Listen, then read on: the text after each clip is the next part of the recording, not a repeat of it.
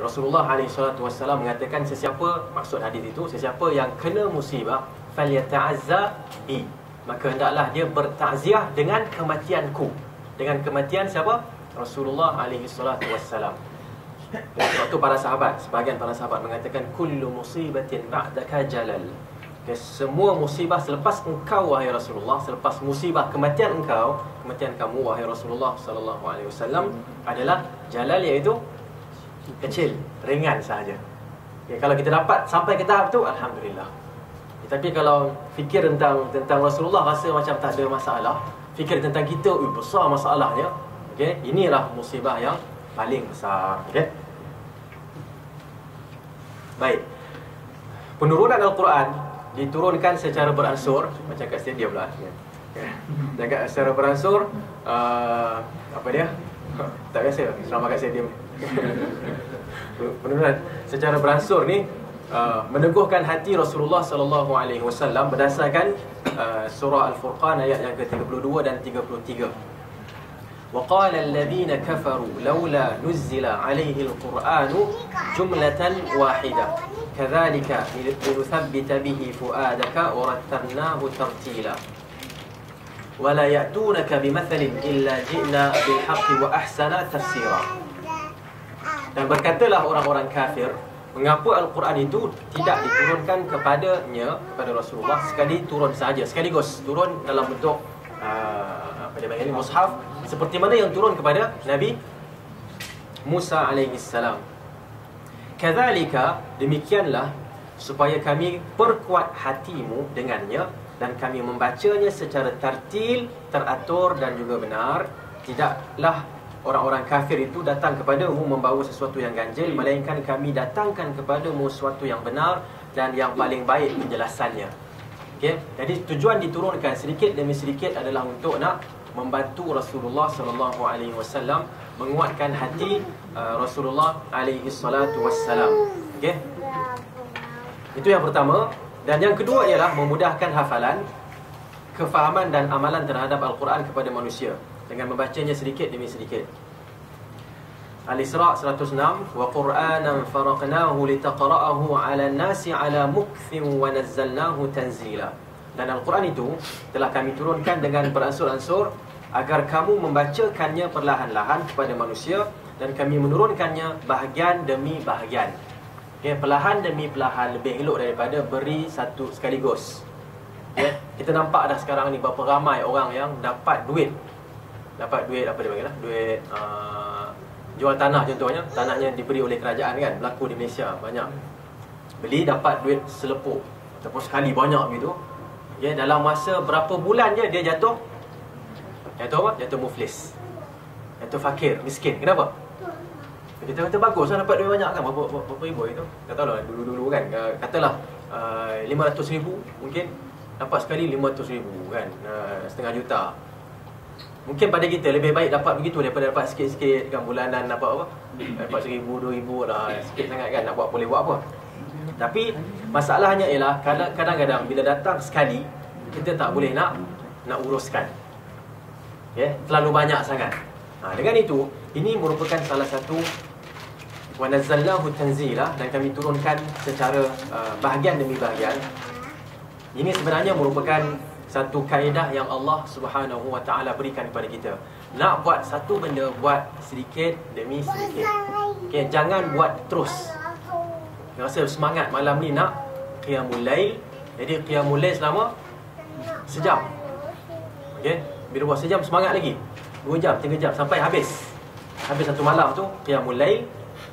Tapi esok dah letih dah kan, terus rehat setahun. Kalau sebulan okey lagi, setahun rehat. Itu satu masalah. Kita kena buat sedikit demi sedikit. Alaikum minal a'mali ma tutiqun. Buatlah amalan yang kamu mampu. Innallaha la yamallu hatta tamallun. Allah tidak akan putus asa sehinggalah kamu semua putus asa. Jadi ini juga satu hikmah penurunan Al-Quran secara beransur untuk mudah hafal, faham dan amal. Jadi kita pun sama juga. Walaupun Al-Quran tu dah mungkin akan timbul persoalan. Orang tanya lah kan, Ustaz, dulu lain lah, dulu memang Al-Quran tu turun sikit-sikit.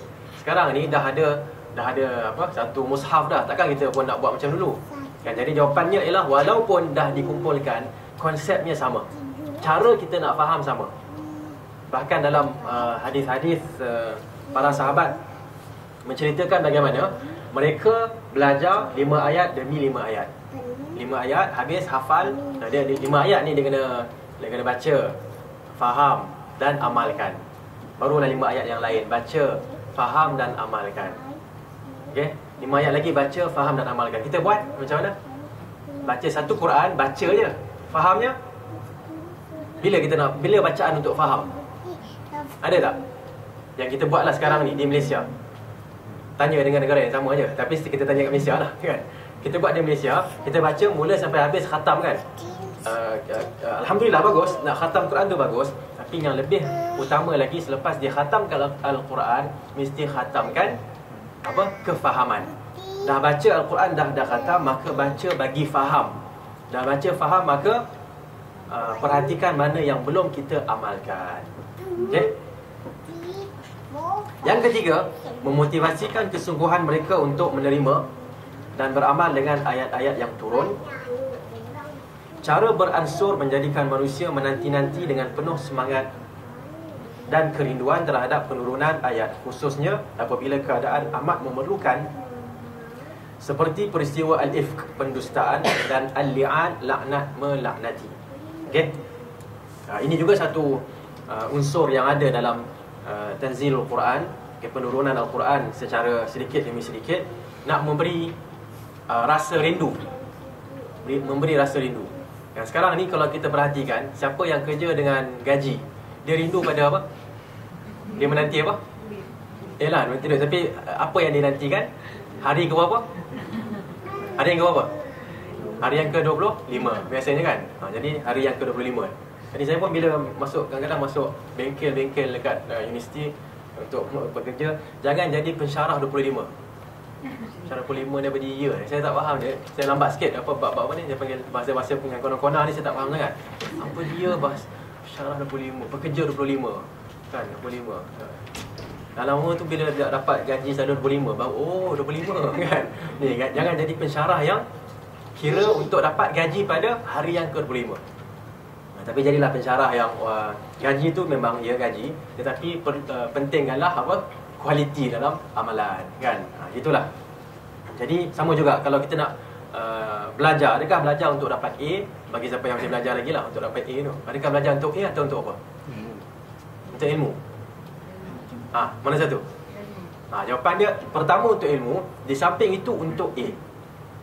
Jadi kalau dapat ilmu tapi kita ada masalah tak dapat A, sakit ke apa ke, kita tak rasa terlalu stres, tertekan sampai nak naik tingkat keempat kan, untuk terjun ke bawah kan. Okay? Jadi semua itu tidak akan berlaku pada orang yang beriman.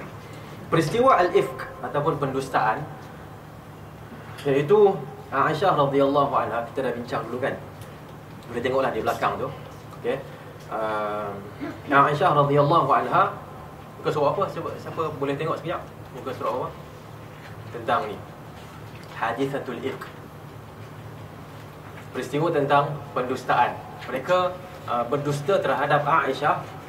Okay, mengatakan Aisyah telah pun radhiyallahu anha wa ardaha melakukan perbuatan keji. Okay, jadi bila turun benda tu, sebulan ayat Al-Quran tak turun. Cuba bayangkan, 1 bulan ayat Al-Quran tak turun. Jadi bila 1 bulan ayat Quran tak turun, semua orang menanti. Okay, menanti dan menanti. Rasulullah sendiri pun duk tunggu. Okay? Jadi benda ni kita boleh bayangkanlah macam mana susahnya satu penantian. Okay? Dan al-li'an, laknat melaknati, sama juga. Bila berlaku peristiwa, saya rasa kelas yang lepas kita dah jelaskan, lelaki nampak isterinya buat berzina dengan orang lain. Dia kena buat apa? Dia nak datangkan 4 saksi. Dia kata bukan kerja dia lah, nak datang 4 saksi. Boleh tak dibunuh terus? Tak boleh pula, nanti kena hukuman hudud, kena qisas, kena pancung balik. Jadi apa dia kena buat? Akhirnya turunlah ayat al-li'an. Okey. So ini semua ada unsurnya ataupun ada satu hikmah supaya kita mendapat motivasi, semangat untuk menunggu Al-Quran. Okey. Jadi perkara ni pun lebih kurang sama juga.